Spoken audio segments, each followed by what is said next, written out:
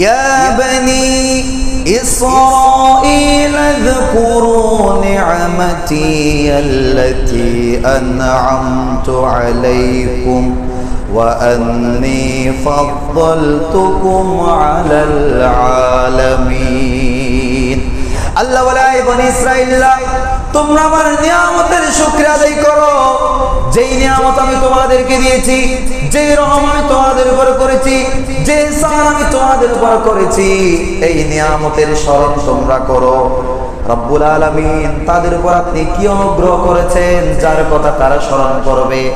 এই প্রশ্নের উত্তরে আমার আল্লাহর পরের আয়াতের মধ্যে বলছেন, ওয়া ইয নাযাইনাকুম মিন আলি ফিরআউনা ইয়াসুমুনাকুম সুআল আযাবি ইউযাব্বিহুনা আবনাআকুম ওয়া ইস্তাহইয়ুনা নিসাআকুম।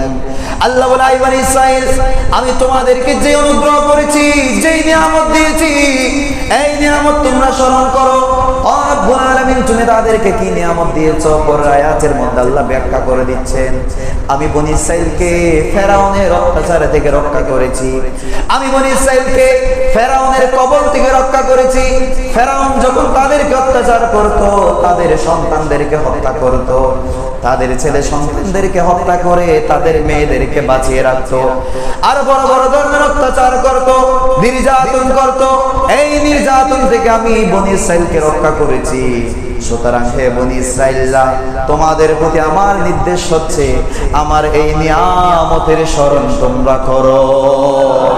রব্বুল আলামিন সৃষ্টির শুরু থেকে আজ পর্যন্ত আমাদেরকে যতগুলো নিয়ামত দিয়েছেন, আমাদেরকে যত নিয়ামত দিয়েছেন, এই যে আমাদের পুরো বডি, আমাদের আশেপাশে যা কিছু আছে, সব কিছু আল্লাহর পক্ষ থেকে নিয়ামত।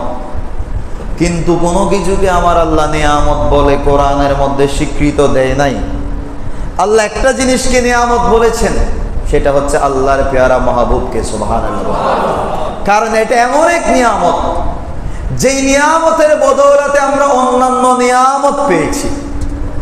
আমরা এসেছি, নবীরা এসেছে, দুনিয়া পেয়েছি, জান্নাত পেয়েছি, যাই কিছুই পেয়েছি ওই নবীর সাদাকায়। এই জন্য আমরা যত নিয়ামত থাকুক না কেন, সবচেয়ে বড় নিয়ামত আল্লাহর পেয়ারা মাহবুব সাল্লাল্লাহু আলাইহি ওয়াসাল্লাম।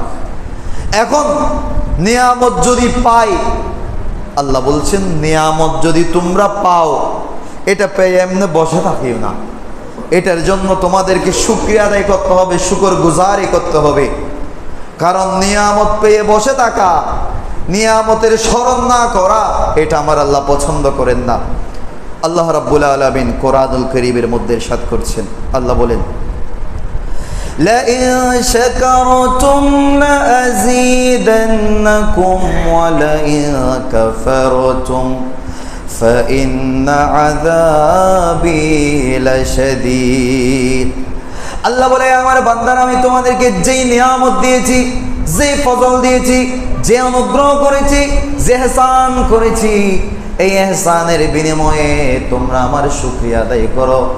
এই অনুগ্রহের বিনিময়ে, এই ফজলের বিনিময়ে আমি আল্লাহর কৃতজ্ঞতা আদায় করো, আমি আল্লাহর শুকরিয়া আদায় করো। ও বান্দা, আমি তোমাদেরকে নিয়ামত দিয়েছি, ইহসান করেছি, এই ইহসানের বদলে তোমরা চুপ করে বসে থাকিও না।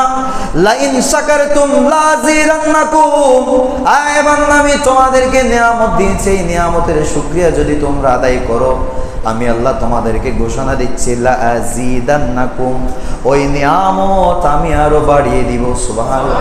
আল্লাহ বলে, শুধু এখানে শেষ নয়, ওয়ালাইন কাফারতুম, আয় বান্দা, এক নম্বর অপশন ছিল, যদি তোমরা নিয়ামতের শুকরিয়া আদায় করো, অনুগ্রহের শুকরিয়া আদায় করো, আমি আল্লাহ বাড়িয়ে দিব।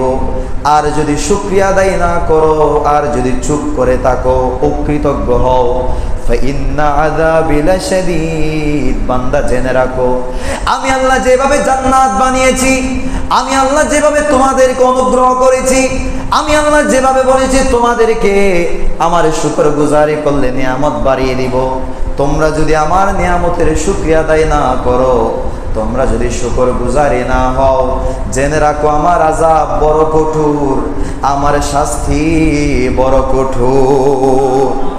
আল্লাহ রাব্বুল আলামিন বলছেন দুইটা অপশন, লাইন শাকারতুম, এক যদি শুকরিয়া আদায় করো লা আযীদান্নাকুম, আমি আল্লাহ বাড়িয়ে দিব, ওয়া লাইন কাফারতুম, শুকরিয়া যদি আদায় না করো, যদি চুপ মেরে বসে থাকো, যদি অস্বীকার করো, যদি অকৃতজ্ঞ হও, ফাইন্না আযাবি লাশাদীদ, বান্দা আমি যেভাবে জান্নাত বানাইছি, আমি যেভাবে দয়া করতে জানি, জাহান্নামও তো আমি আল্লাহ বানিয়েছি।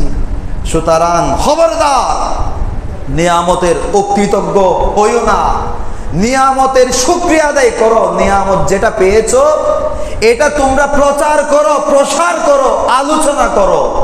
এখন আল্লাহ আমরা শুকরিয়া করব কিভাবে, আমরা কিভাবে শুকরিয়া আদায় করব?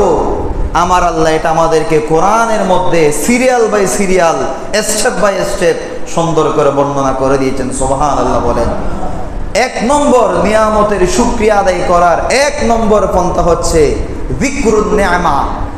যিকরুন নিআমা মানে হচ্ছে নিয়ামতের স্মরণ করা। তো নিয়ামতের স্মরণটা কিভাবে হয়? মুখে হয়। নিয়ামতের স্মরণটা অন্তরে হয়।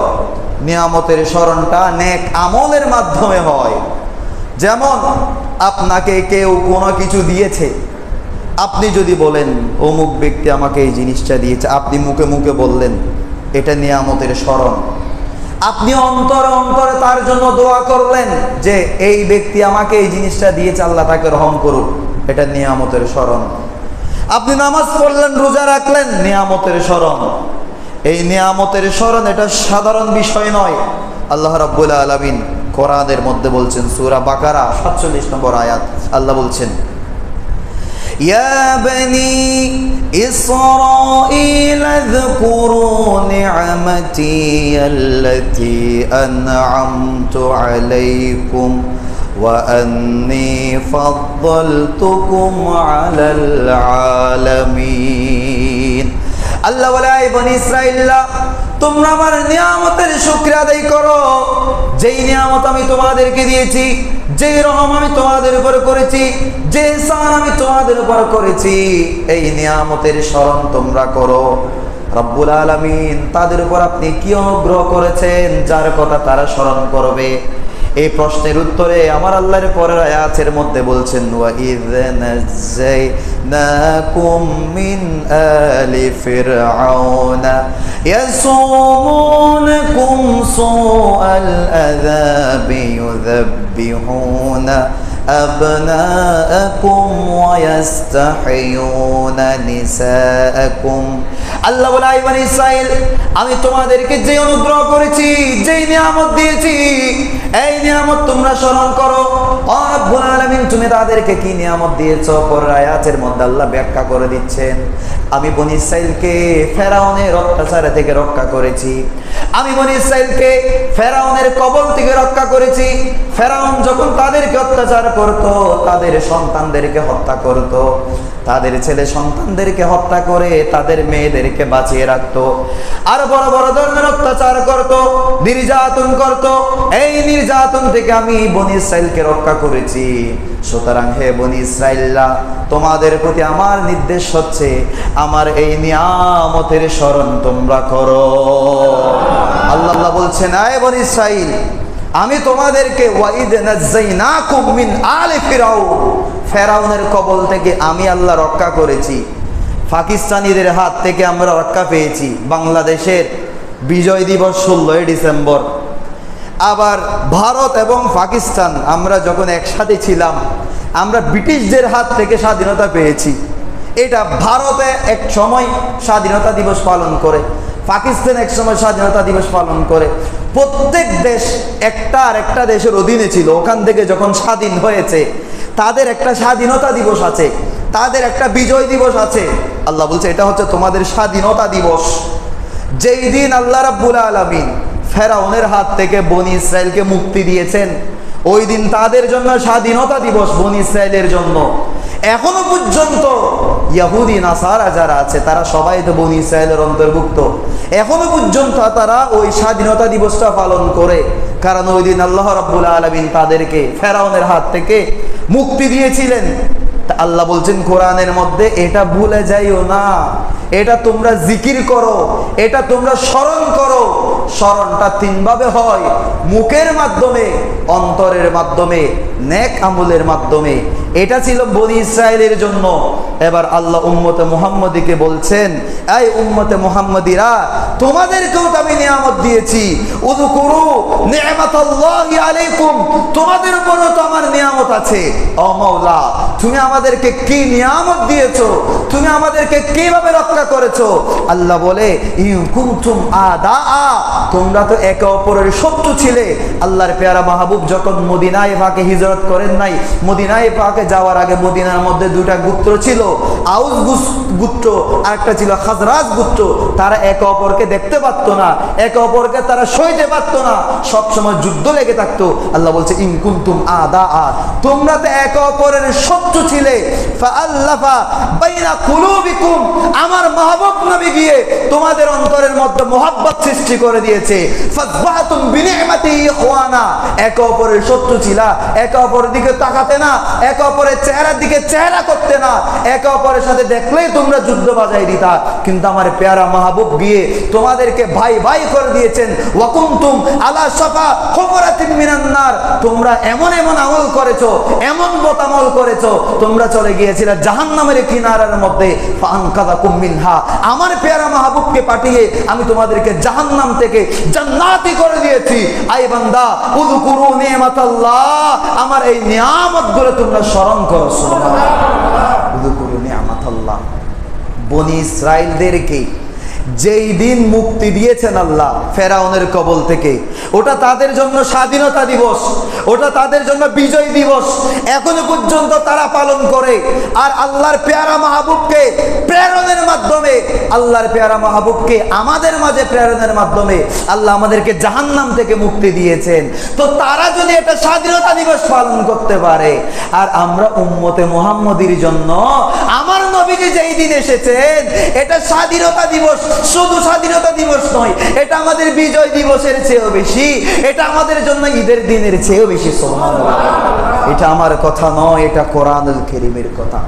তাহলে এখন আমরা এক নম্বর পাইলাম, শুকরিয়া আদায় করার প্রথম যে স্টেপ, সেটা হচ্ছে জিকির করা, স্মরণ করা।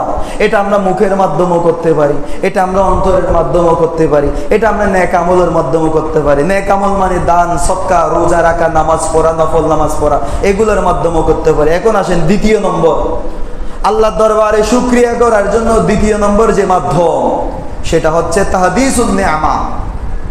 তাহদিসুন নিআমা মানে হচ্ছে নিয়ামতের চর্চা করা। আল্লাহ বলছে আল্লাহর পেয়ারা মাহবুবকে, ওয়া আম্মা বিনিআমাতি রাব্বিকা ফাহাদ্দিস, হাবিব হে, আপনার প্রতি আপনার রব যে অনুগ্রহ করেছেন, এই অনুগ্রহের চর্চা, এই অনুগ্রহের আলোচনা আপনি করেন। এখন কথা হচ্ছে, এর আগে আমরা জেনে এসেছি স্মরণ করা, আল্লাহ স্মরণ করতে বলেছেন। এখানে বলতেছেন আলোচনা করেন, চর্চা করেন। মাল ফারকু বাইনাহুমা, মাল ফারক, এই দুটার মধ্যে পার্থক্য কি? স্মরণ করা মানে কি? তাহদিস চর্চা করা মানে কি? আল্লাহ একবার বলছেন স্মরণ করো, আরেকবার বলছেন চর্চা করো। পার্থক্য কি? পার্থক্য হলো, স্মরণ করা হয় আল্লাহকে জানানোর জন্য। আমি যখন কোনো নিয়ামতের কথা স্মরণ করব, আমি মুখে করি, অন্তরে করি, আমার নেক আমলের মাধ্যমেও করি, যেভাবেই করি না কেন, আমার উদ্দেশ্য হচ্ছে একমাত্র আল্লাহকে জানানো, আল্লাহকে জানানো। এই জন্য কেউ যদি ঘরের মধ্যে বসে যদি কেউ যদি আল্লাহর নিয়ামতের শুকরিয়া আদায় করে, স্মরণ করে, স্মরণ হয়ে যাবে, কারণ এখানে উদ্দেশ্য হচ্ছে আল্লাহকে জানানো। কিন্তু যখন তাহদিসুন নিআমা কথা আসবে, যখন চর্চার কথা আসবে, সেখানে শুধু আল্লাহকে জানানো উদ্দেশ্য নয়, এখানে উদ্দেশ্য হচ্ছে মাখলুককে জানানো, আল্লাহর সৃষ্টি জগৎকে জানানো। কারণ আমি যদি ঘরের মধ্যে বসে বসে আমি যদি ওয়াজ করি, আমাকে কেউ ওয়াইজ বলবে না, আমাকে কেউ আলোচক বলবে না। আমাকে আলোচক তখন বলবে যদি আমি মানুষের সামনে আলোচনা করতে পারি, আমাকে ওয়াইজ তখন বলবে যদি আমি মানুষের সামনে ওয়াজ করতে পারি। আমি ঘরের মধ্যে বসে ওয়াজ করলে আমাকে ওয়াইজও বলবে না, আমাকে আলোচকও বলবে না। আল্লাহ বলছে, ওয়া আম্মা বিনিআমাতি রাব্বিকা ফাহাদ্দিস, যেই নিয়ামত পেয়েছো ওই নিয়ামতের তাহদিস করতে হবে, আলোচনা করতে হবে। এখন আলোচনা করার জন্য তো সামনে মানুষ লাগবে, আলোচনা করার জন্য তো আমাদেরকে এটা আলোচনা করার জন্য, চর্চা করার জন্য তো মানুষ লাগবে। জুলুস করতে হবে, জলসা করতে হবে, মাহফিল করতে হবে। যত বেশি মানুষ জমা হবে, তত বেশি আলোচনা হবে, তত বেশি চর্চা হবে, তত বেশি মানুষ জানতে পারবে। আপনি যখন পতাকা লাগাবেন, 16ই ডিসেম্বর যখন আসে, আমরা চারিদিকে জাতীয় পতাকা লাগাই, মানুষ বুঝতে পারে আজকে বিজয় দিবস, আজকে এই দেশ স্বাধীনতা অর্জন করেছে, আজকে বিজয় দিবস। এটা বোঝা যায় কারণ দেশের প্রত্যেকটা আনাচে কানাচে আপনি পতাকা লাগিয়েছেন, আপনি পুরো দেশকে সাজিয়েছেন ঝিনুক বাতি দিয়ে। আপনার ছেলের যখন বিয়ে হচ্ছে আপনি সাজিয়েছেন, মানুষ দেখে বুঝতে পারে এই এলাকার কারো না কারো বিয়ে হচ্ছে, কারণ আজকে ঝিনুক বাতি দিয়ে সাজিয়েছে। তো রবিউল আউয়াল যখন এসেছে, আপনি যখন পতাকা লাগালেন, আপনি যখন ঝিনুক বাতি দিলেন, আপনি যখন জুলুস করলেন, মানুষ তখন বলছে কিরে এত সাজাচ্ছে কেন, পতাকা লাগাচ্ছে কেন, জুলুস করছে কেন, এত আলাপ আলোচনা কেন? তখন উত্তর আসবে হয়তো আল্লাহ কোনো নিয়ামত দিয়েছে, আল্লাহ হয়তো কোনো নিয়ামত আমাদেরকে পাঠিয়েছে। তখন উত্তর হবে কোন নিয়ামত আল্লাহ পাঠিয়েছে? আল্লাহ বলল লাকাদ মান্নাল্লাহু আলাল মুমিনিনা ইয বাআসা ফীহিম রাসূলা। আমার মাহবুবকে তো আমি তোমাদের মাঝে নিয়ামত হিসেবে পাঠিয়েছি। সুতরাং যত বেশি পতাকা উড়াবেন, যত বেশি মসজিদ সাজাবেন, যত বেশি রাস্তাঘাট সাজাবেন, যত বেশি আলাপ আলোচনা করবেন, মানুষ বুঝতে পারবে আজকে সাধারণ কেউ কোনো আসে নাই, মনে হয় রবের পক্ষ থেকে সবচেয়ে বড় নিয়ামত আমাদের মাঝে এসেছে। সুবহানাল্লাহ। বিজয় দিবস, স্বাধীনতা দিবসে পতাকা উড়ালে মানুষ বুঝতে পারে আজকে স্বাধীনতা দিবস, বিজয় দিবস। আল্লাহ বলছে ওয়া আম্মা বিনিয়ামাতি রাব্বিকা ফাহাদ্দিস। নিয়ামত যেটা পেয়েছো ওটা পেয়ে বসে থাকিও না, ফাহাদ্দিস, এটা তোমরা চর্চা করো, আলোচনা করো। তা আপনি বলতেছেন এগুলো আপনি কই পাইলেন? এগুলো আমি কিতাবের মধ্যে পেয়েছি, এগুলো সরাসরি কোরআনের আয়াত, এগুলো কোরআন শরীফ থেকে। আমি আজকে যেগুলাই বলবো সরাসরি কোরআনের আয়াত থেকে বলবো। প্রথমটা ছিল জিকির, জিকুরুন নেমা, নিয়ামতকে স্মরণ করা। আপনি যখন নবীর আগমনে আপনি যখন রোজা রাখলেন, এটা জিকুরুন নেমা হয়েছে। আল্লাহ বলছে উযকুরু নেমাতাল্লাহ, আল্লাহর নেয়ামতকে তোমরা স্মরণ করো। তো এটার জন্য আপনি রোজা রাখলেন, তো এটা তো জিকুরুন নেমা হয়েছে। আপনি নফল নামাজ পড়লেন, জিকুরুন নেমা হয়েছে। অনেকে আমাদেরকে বলে যে জুলুস করার কি দরকার, নবীকে অনুসরণ করলে তো হয়েছে। আরে বাবা, নবীকে অনুসরণ করা, নবীর সুন্নত মানা, এটা জিকিরুন নেমা, এটা নিয়ামতের স্মরণ করা। আল্লাহ বলছে শুধু নিয়ামতের স্মরণ করলে হবে না।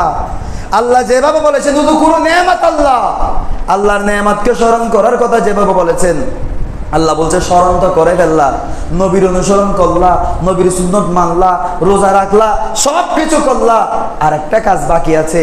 ওয়া আম্মা বিনিয়ামাতি রাব্বিকা ফাহাদ্দিস। শুধু রোজা রাখলে হবে না, শুধু নামাজ পড়লে হবে না, যে নিয়ামত আমি তোমাদেরকে দিয়েছি এটার চর্চা তোমরা করো। তোমরা পতাকা উড়াও, তোমরা লাইটিং করো, তোমরা সাজসজ্জা করো, জুলুস করো, র্যালি করো, যাতে পূর্ব থেকে পশ্চিম পর্যন্ত দুনিয়ার মানুষ জেনে যায় আজকে কোনো সাধারণ দিন নয়, আজকে সাধারণ কোনো দিবস নয়, আজকে হচ্ছে সবচেয়ে বড় দিবস, আজকে ঈদের চেয়ে বড় ঈদ, আজকে আল্লাহর পেয়ারা মাহবুব এই দিনে আগমন করেছেন। সুবহানাল্লাহ। সুতরাং আমাদেরকে আর এটা বলা যাবে না যে শুধু নবীর সুন্নত মানলেই চলবে। নবীর সুন্নত মানা এটা জিকুরুন নেমা। আল্লাহ বলছে উযকুরু নেমাতাল্লাহ।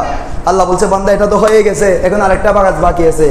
ওয়া আম্মা বিনিয়ামাতি রাব্বিকা ফাহাদ্দিস। মানলা ঠিক আছে, এটা আবার প্রচারও করতে হবে। তো প্রচার কেমনে করব? জুলুস করো, র্যালি বের করো, পতাকা উড়াও, ঝিনুক বাতি দিয়ে সাজাই ফেলো।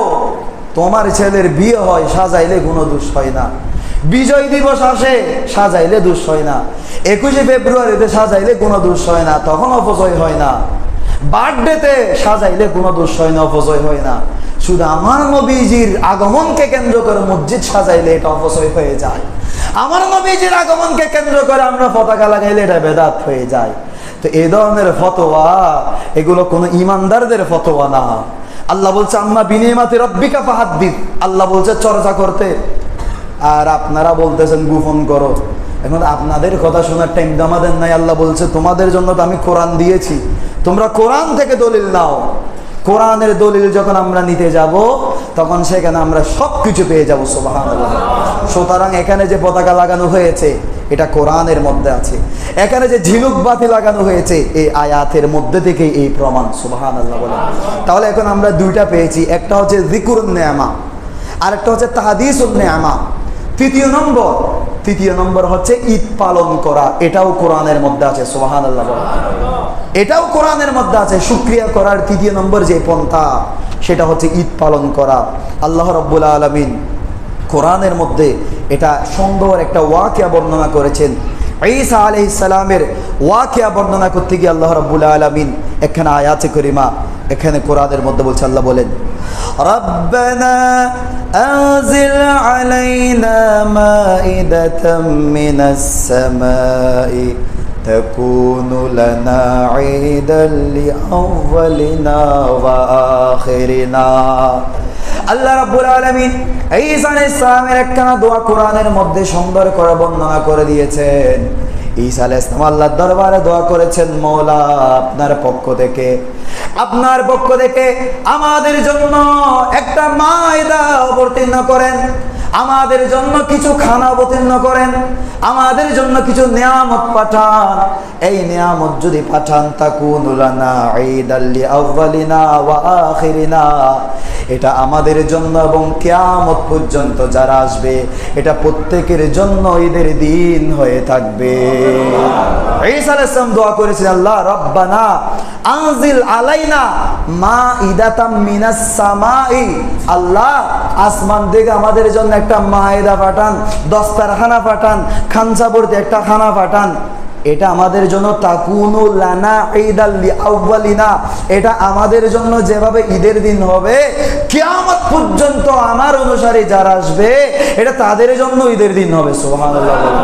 এখন আসেন নুকতা শুনেন আয়াত থেকে, এই আয়াতের গোপন রহস্য শুনেন। এক নম্বর, কোরআনের মধ্যে আল্লাহ যদি পূর্ববর্তী নবীদের কোনো কথা বর্ণনা করে থাকে, এই কথার রদ যদি আল্লাহ না করে, এই কথার বিরোধিতা যদি আমার আল্লাহ তাআলা না করেন, বুঝতে হবে এই আয়াতের বিধান আমাদের জন্য প্রযোজ্য।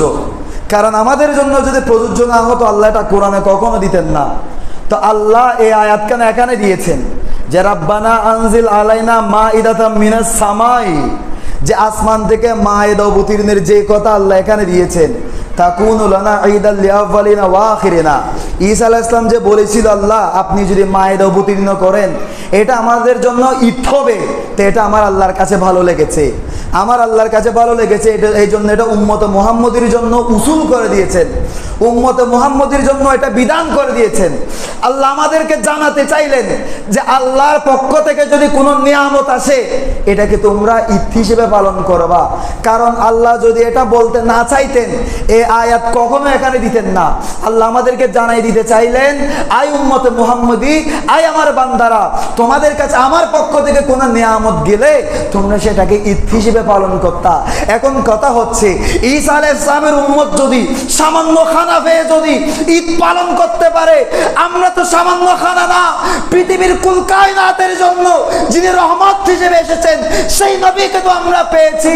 আর ঈসা আলাইহিস সালাম যদি সামান্য খানা পেয়ে ঈদ পালন করতে পারে, আমাদের জন্য ঈদ মিলাদ নবী হচ্ছে সবচেয়ে সেরা ঈদের দিন। সুবহানাল্লাহ। এই জন্য আমার আলা হযরত আজিমুল বরকত ইমাম ইশকে মোহাব্বত ইমাম আহমদ রেজা খান ফাজিলে বেরেলভী আলাইহির रहमा व रिदवान बोलছেন, निसार तेरी चहल पहल पर हजारों ईदे रबीउल अव्वल सिवा है मेरे शके जहां में हजार सभी की खुशखबरी तो खुशियां मना रही है। আমার আলা হযরত বলছেন রবিউল আউয়ালের যে ঈদ এটা সাধারণ কোনো ঈদ নয়, এটা হাজার ঈদের চেয়ে উত্তম। ওই দিন সবাই খুশি হয়েছে, শুধু ইবলিস খুশি হইতে পারে। সুবহানাল্লাহ। আলা হযরত বলছেন এটা সাধারণ কোনো ঈদ নয়। ঈসা আলাইহিস সালামের উম্মত যদি সামান্য খানা পেয়ে ঈদ পালন করে, ওই ঈদের কথা আল্লাহ আবার কোরআনের মধ্যে বলেছেন, তাকুনু লানা ঈদাল লিআউয়ালিনা ওয়া আখিরিনা, কারণ এটা আমার আল্লাহর কাছে ভালো লেগেছে। তা আল্লাহ বলে তোমাদেরকেও তো আমি নিয়ামত দিয়েছি। আরেকটা কথা শুনেন, এখানে আয়াতের মধ্যে আল্লাহ বলেছেন আনজিল আলাইনা মাইদাতাম মিনাস সামা, ওনাদের কাছে খাবারটা এসেছিল মিনাস সামাই, আসমান থেকে খাবারটা পাঠিয়েছেন আল্লাহ, কিন্তু এসেছে মিনাস সামাই, আসমান থেকে। কিন্তু আমাদের নবীর বেলায় যখন আসছে আল্লাহ বলছে কদ জাআকুম মিনাল্লাহি, নবী আমার আসমান থেকে আসে নাই, আমার নবী এসেছে আমার আল্লাহর কাছ থেকে। সুবহানাল্লাহ। তো আসমান থেকে খানা পেয়েছেন, ঈদ পালন করে, আল্লাহর কাছ থেকে যেটা পেয়েছি সেটার জন্য তো ঈদের চেয়ে আরো বড় ঈদ। সুবহানাল্লাহ। এই আয়াতের শেষে গিয়ে আল্লাহ বলছেন ঈসা আলাইহিস সালাম দোয়া করেছিলেন তাকুনু লানা ঈদাল লিআউয়ালিনা ওয়া আখিরিনা। এখানে গোপন রহস্য। ঈসা আলাইহিস সালাম দোয়া করেছিলেন তাকুনু লানা ঈদাল লিআউয়ালিনা ওয়া আখিরিনা। ঈদ কাদের জন্য হবে? লিআউয়ালিনা ওয়া আখিরিনা, যারা আমাদের অন্তর্ভুক্ত, আমাদের পরে আমাদের অনুসারে যারা আসবে, আমাদের অনুসারে যারা নয় তাদের জন্য ঈদ নয়। 16 ডিসেম্বর বিজয় দিবস আমাদের জন্য, পাকিস্তানের জন্য নয়। পাকিস্তানের জন্য এটা লজ্জার দিন, এটা হতাশার দিন, কারণ তাদের কাছ থেকে আমরা বিজয় অর্জন করেছি 16 ডিসেম্বর। আল্লাহ বলছে তাকুনু লানা ঈদাল লিআউয়ালিনা ওয়া আখিরিনা। ঈসা আলাইহিস সালাম বলেছিল ঈদ তো আমাদের অনুসারী যারা তাদের জন্য, তেমনি ভাবে ঈদ মিলাদুন নবী এটা তাদের জন্য ঈদ যারা নবীওয়ালা। সুবহানাল্লাহ। যারা নবীওয়ালা নয় তাদের জন্য এটা ঈদ নয়। এজন্য তো আমার আলা হযরত বলেছিলেন সেওয়া ইবলিশ কে জাহাঁ মে সবই তো খুশিয়াঁ মানা রহে হ্যাঁ। আমরা খুশি উদযাপন করব, তারা দুঃখ উদযাপন করবে। আজ দেখা যাচ্ছে আমরা যখন রেলি করেছি নবীকে একটু স্বাগতম জানানোর জন্য, ব্রাহ্মণবাড়িয়ার মধ্যে কিছু তৌহিদি জনতা তারাও রেলি বের করলো। কিরে বাবা তোমরা কি জন্য বের করলা? বলে যে বেদাতীদের কোনো আস্থা নেই দেশের মধ্যে, হবে না। তোমরাও রেলি বের করেছো, আমরাও রেলি বের করলাম, তোমাদেরটা জায়েজ হয়ে গেল, আমাদেরটা বেদাত হয়ে গেল। আরে বেকুব, আমরা যখন রেলি করি আমরা স্লোগান দিই নারে রিসালাত ইয়া রাসূলুল্লাহ, আর তারা তাদের রেলির মধ্যে স্লোগান দিয়েছে একটা একটা বেদাতি দল, যে এখানে বেদাতি লাশ পড়বে। সুতরাং জাতি চিনে গেছে কারা নবীওয়ালা, কারা শয়তানওয়ালা, কারা আসল মুসলমান আর কারা জঙ্গি। ঠিক না? তারা আজকে এটা আসলে আল্লাহ এরা নিজ থেকে করে নাই, এরা এটা নিজ থেকে করেছেন এমন না। আল্লাহ এদেরকে গাব ধরে ধরে বের করে দিয়েছে, যা যা যা তোরা বাইরে। মানুষকে তোদেরকে চিনতেছে না, তোরা এতদিন মিডিয়ার মধ্যে এসে এসে সুন্দর করে মিষ্টি কথা বলে বলে আমার নবী শানে বিরোধিতা করতেছস। এখন সুন্নি হুজুররা যখন বলতেছে যে এরা তো হকের উপর নাই, তখন সাধারণ মানুষ বলতেছে হ্যাঁ এটা কি কয়, কত সুন্দর হুজুর, এরা কত সুন্দর সুন্দর কথা বলে। তো এ ধরনের মুনাফিকি থেকে বের করার জন্য আমার এদেরকে কালকে কিছুদিন আগে কাপ ধরে বের করে দিয়েছেন যে যা তোরাও করে দে, মানুষ বুঝে যাক কারা নবীর পক্ষে আর কারা নবীওয়ালা নয়, নবীর বিপক্ষে। ওই দিন প্রমাণ হয়ে গেছে। আমরা দেখেছি গতকালও আমাদের লালখানের মধ্যে আমাদের জুলুসের গেট ভেঙে দিয়েছে। আরে গেট কয়টা ভাঙবে? একটা গেট ভাঙলে 100টা গেট আমরা তৈরি করে দিব। তারা কয়টা লাইট নষ্ট করবে? তারা একটা যে নষ্ট করে আমরা আরো 100টা লাগাবো। কারণ আমরা এটা দুনিয়ার কাউকে খুশি করার জন্য নয়, আমরা তো আমার নবীকে খুশি করার জন্য এটা করছি। আর আমাদের যা কিছু আছে এটা তো আমরা কারো জন্য নয়, কাউকে খুশি করার জন্য নয়, এটা তো আমাদের সব কিছু আমরা আমার মদিনাওয়ালার কাছে বিক্রি করে দিয়েছি। সুতরাং আমাদেরকে কখনো দমানো যাবে। তাহলে এখন আমরা 3টা পাইলাম। 1 নম্বর পেয়েছি শুকরিয়া করার প্রথম মাধ্যম হচ্ছে জিকির করা, স্মরণ করা। 2 নম্বর পেয়েছি তাহাদিসুন নিআমা, নিয়ামতের চর্চা করা। 3 নম্বর পেয়েছি সেটা হচ্ছে ঈদ উদযাপন করা। 4 নম্বর যে পন্থা আল্লাহর শুকরিয়া আদায় করার জন্য সেটা হচ্ছে খুশি উদযাপন করা। যে আয়াত আমি শুরুতে তেলাওয়াত করেছি, আল্লাহ বলে কুল বিফাদলিল্লাহি ওয়া বিরহমাতিহি ফাবিযালিকা ফালইফরাহু, ফদলুল্লাহ रहमतुल्लाह ये कौन है? ये वो मेरा नबी है, मेरा नबी है। अगर कुरान भी होता है, अगर কেউ যদি বলে এটা কোরআন, কেউ যদি বলে ইসলাম, সমস্যা নাই। আমরা কোরআনের আগমনের দিনও আমরা ঈদ পালন করি, ইসলামের আগমনের দিনও আমরা ঈদ পালন করি। সুবহানাল্লাহ। কারণ শবে কদর যখন আসে ওই সময় কোরআন এসেছেন, আর শবে কদরের সময় তো আমরা সাজাই ফেলি। সুবহানাল্লাহ। সুতরাং আমাদেরকে এখানে ফতোয়া দেওয়া যাবে না। আর ফদলুল্লাহ দ্বারা যদি কোরআন হয়, ফদলুল্লাহ দ্বারা যদি ইসলাম হয়, তাও কোনো সমস্যা নাই। কারণ কোরআনও এনেছেন আমার নবী, ইসলামও এনেছেন আমার নবী। সুবহানাল্লাহ বলে। তো এখানে বলতে চাচ্ছিলাম, এখানে উদ্দেশ্য যেটা ছিল যে শুকরিয়া আদায় করার 4 নম্বর যে মাধ্যম সেটা হচ্ছে ফালিয়াফরাহু, খুশি উদযাপন করা। এটা আমার আল্লাহ সরাসরি বলেছেন। এখন বলেন তো খুশি উদযাপন কেমনে করব? আর একটা বিধান শুনেন, কোরআনের আমাদের উম্মতে মুহাম্মদীর জন্য বিধান হচ্ছে যে কথার ব্যাপারে কোরআনে হাদিসে নিষেধাজ্ঞা নাই, এটা আমাদের জন্য জায়েজ, এটা আমাদের জন্য করা বৈধ। যেমন আপনি দেখেন, এখানে আমরা কত ধরনের কাপড় পরছি, আমরা সতর ডাকছি, এই কাপড়গুলোর কথা কিন্তু কোরআনের মধ্যে, এগুলা কিন্তু কোরআনের মধ্যে নিষেধাজ্ঞা নাই, হাদিসের মধ্যে নিষেধাজ্ঞা নাই, সেই জন্য আমরা পড়ছি, এটা আমাদের জন্য জায়েজ। সব কিছু যে থাকবে, অর্থাৎ যেগুলোর নিষেধাজ্ঞা আছে শুধু এগুলাই হারাম, কেন? এটা আমার কথা নয়, এটা কোরআনের মধ্যে আল্লাহ বলছেন কদ ফাসসালা লাকুম মা হাররামা আলাইকুম, সূরা আনআম শরীফের 119 নম্বর আয়াত। আল্লাহ বলছে যেটা তোমাদের জন্য হারাম এটা আমি বিস্তারিত বর্ণনা করে দিয়েছি। সুতরাং কোনো কিছু নিষেধ করার জন্য, কোনো কিছুকে হারাম বলার জন্য কোরআনের দলিল লাগবে, রাসূলের হাদিস লাগবে।